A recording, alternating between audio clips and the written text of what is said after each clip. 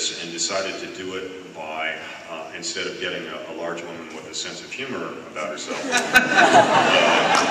we decided to have Carrie bend over in front of a scanner, and we scanned her butt, and then had her enlarge it and modify it in the computer, using tools that we had for CAD processes.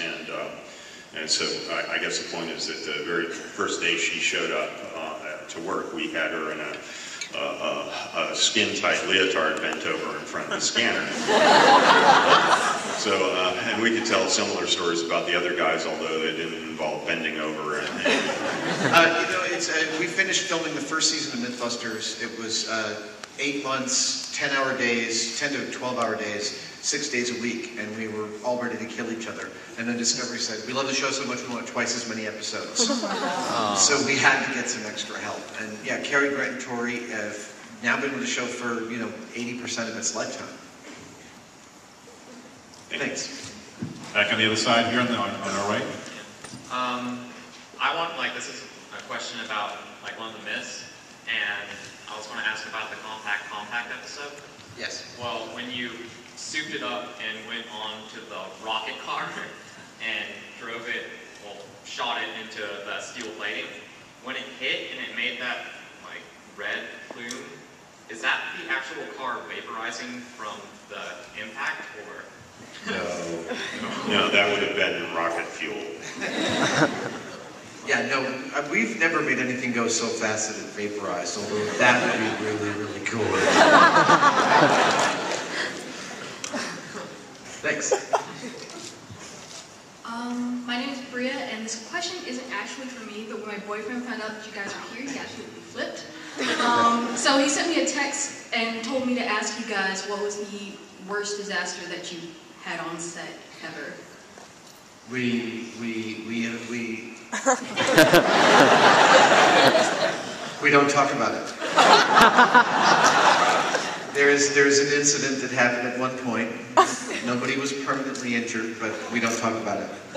Just know that it's out there somewhere. Second worst incident. Yeah, to date, the most regular thing that we've had happen that has injured people has been the actual safety equipment. Two broken fingers moving safety equipment. The blast panels that we always take out with us when there's anything that is moving very quickly, they're a couple 100 pounds a piece, and we stack them and move them around a lot, and to get your fingers in the way, it's a bit of a problem. Over here? Yeah. Every time I think I've ever watched Mythbusters, someone in the room has said, "Man, that's the dream job." That's what I think everyone can agree with that. That's what everyone wants. So I was wondering if you guys had any programs or at least advice for a kid with an undeclared major. Yeah, oftentimes the engineering programs are the programs in which you can actually play around with the most disciplines. The friends of mine who have gone through bachelor's degrees, master's degrees, and doctorates, and are the most rounded, they really found programs like at MIT and other schools where they could go to the most different departments to sort of figure out what they wanted to learn. And our advice is engineering. If you want to, it's like if our job looks like it's really fun, keep on learning about how to build things and get an engineering degree. That's our advice. Also, the one thing that Adam and I really have in common is that we're voracious readers over all sorts of different materials and processes, different types of reading material. And, that combined with this love of building all sorts of different things, it's, whether you end up getting a job in this field or not, it just is really, it's a very valid thing to do. Read and absorb everything you can, because it's that broad foundation, like I talked about, that will really allow you to achieve whatever kind of goal you want. I also have a dream of someday actually teaching a course in advanced problem solving at some place like, Arts Center or MIT or something like that. Well, I think the question is, when are you guys opening up a Mythbusters University? That's what the question is. They can teach that course. Yes, please. Yeah, I don't think it's going to happen soon. I'd love to, but yes.